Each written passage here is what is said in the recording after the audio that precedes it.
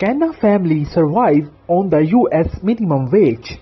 The minimum wage is meant to be living wage, but it falls short by a lot. The federal minimum wage of non-exempted employees in the United States is 7.25.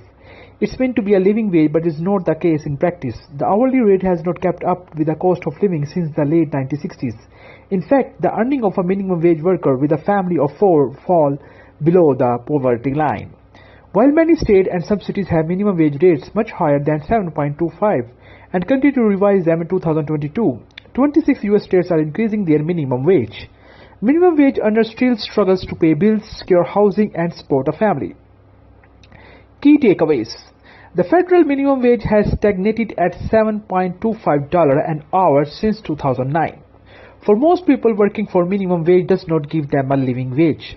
Many states and cities have higher minimum wage in place, in some cases more than double, but workers still struggle to make ends meet.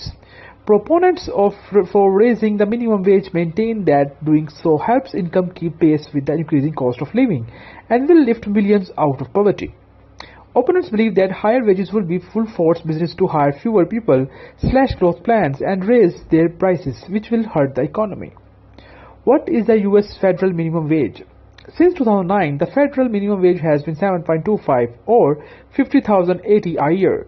Minimum economists believe this woefully inadequate and unjust. Consider this: in 1968, the minimum wage peaked at an inflation-adjusted value of 10.15 in 2018, which was worth 28.6 more than federal minimum wage in 2018. The minimum wage has been a political issue since its inception.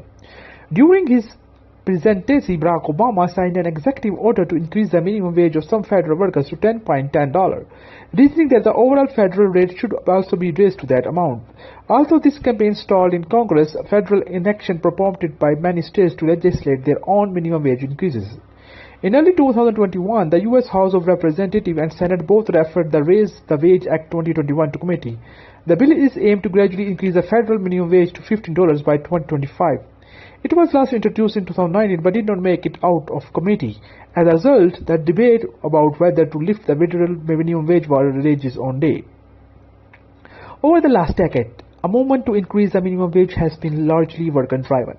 Fast foods and retail workers have staged nationwide walkouts and grassroots efforts to effect change. Home care workers, labor organizations, and women's groups have also joined the fight.